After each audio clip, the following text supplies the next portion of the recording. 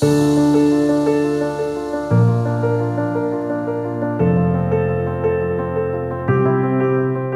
January 2023, the Royal Photographic Society East Anglia Documentary Group began casting around for a specific project which had a dual purpose. We decided primarily that we needed our members to engage in a project which motivated them to produce images, rather than just being sedentary recipients of the RPS journal, and secondly, to deliver a final project which had some meaning to the genre of documentary photography. Dotted around East Anglia are the former 8th United States Army Air Force stations which were part of our youth, and we thought that as the 80th anniversary of Big Week was due in 2024, we had a clear 12 months before we had to deliver on the project, or so we thought.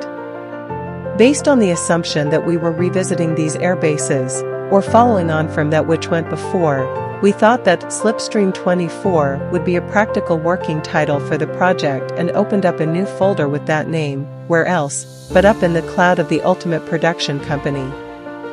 In mid-March 2023, with the storyboard almost complete, we took a trip to Station 124 at Tivenham in order to engage with the now base operators, the Norfolk Gliding Club.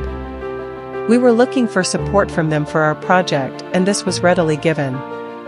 We had, by then, spent 6 weeks researching the Big Week missions of February 1944, most of which had been documented elsewhere, including in the excellent book of the Castle Raid written by the chairman Eric Ratcliffe. However, before our meeting in March, we were completely unaware that a future life photographer was a serving navigator in one of the Liberator aircraft flying from Station 124.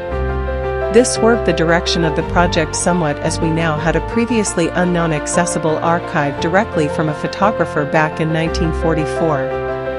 Permission was then sought from the archive owner to use some of the images in this documentary, and again this was readily granted.